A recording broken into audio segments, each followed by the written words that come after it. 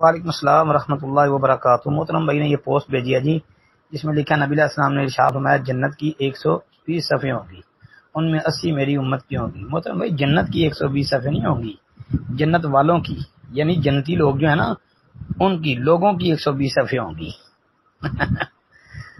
یہ کہتے ہیں جی اس روایت کے متعلق تحقیق چاہتے ہیں بھائی، روایت حسن ہے انشاءاللہ، شیخ البانی نے تو صحیح قرار دیا اس کو، سنن ترمذی کے اندر ہے یہ موجود ہے 2546 نمبر پر۔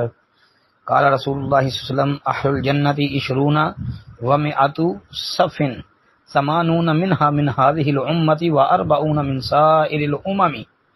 جی قال ابو عیسیٰ هذا حدیث حسن۔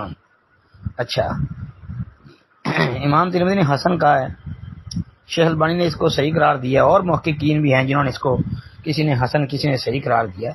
تو یہ روایت ثابت ہے۔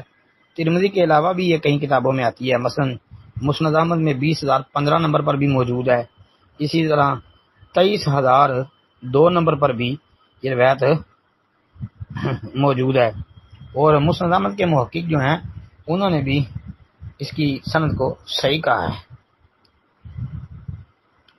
تو روایت انشاءاللہ حسن ثابت ہے جی۔